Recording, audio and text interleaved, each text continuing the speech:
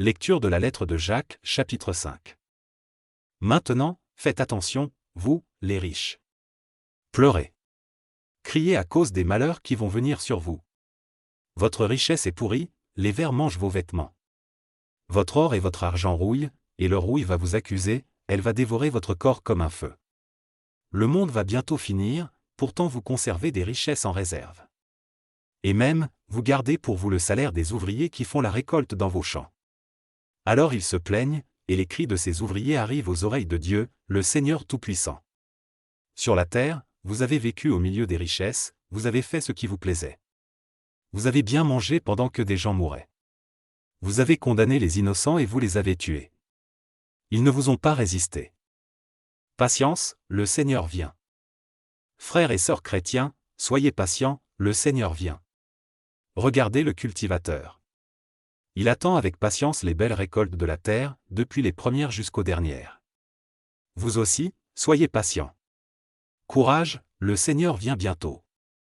Frères et sœurs, ne vous plaignez pas des autres, pour que Dieu ne vous juge pas. Voici le juge, il est à votre porte. Frères et sœurs, les prophètes, qui ont parlé au nom du Seigneur, ont souffert avec patience. Prenez-les comme exemple. Voyez. Les gens qui résistent dans les difficultés, nous disons qu'ils sont heureux. Vous avez entendu l'histoire de Job, l'homme patient. Vous savez ce que le Seigneur lui a donné à la fin. Oui, le Seigneur est plein de tendresse et de pitié. Surtout, mes frères et mes sœurs, ne faites pas de serment. Ne prenez pas comme témoin le ciel, la terre ou autre chose.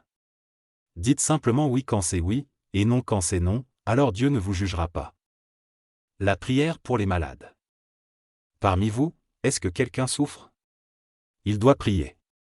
Est-ce que quelqu'un est heureux? Il doit chanter pour le Seigneur. Est-ce que quelqu'un est malade? Il doit appeler les responsables de l'Église. Ils verseront de l'huile sur lui et ils prieront pour lui, au nom du Seigneur. S'il prie avec confiance, cette prière sauvera le malade. Le Seigneur le mettra debout, et, s'il a péché, Dieu lui pardonnera. Alors reconnaissez vos péchés les uns devant les autres. Priez les uns pour les autres afin d'être guéris. La prière d'un homme juste est très puissante. Élie était un homme tout à fait comme nous. Il a beaucoup prié pour que la pluie ne tombe pas, et la pluie n'est pas tombée sur la terre pendant 3 ans et demi. Puis il a prié encore une fois, et le ciel a donné de la pluie, la terre a produit ses récoltes. Ramenez ceux qui se perdent loin de la vérité. Mes frères et mes sœurs, parmi vous, quelqu'un peut se perdre loin de la vérité, et un frère ou une sœur peut le ramener.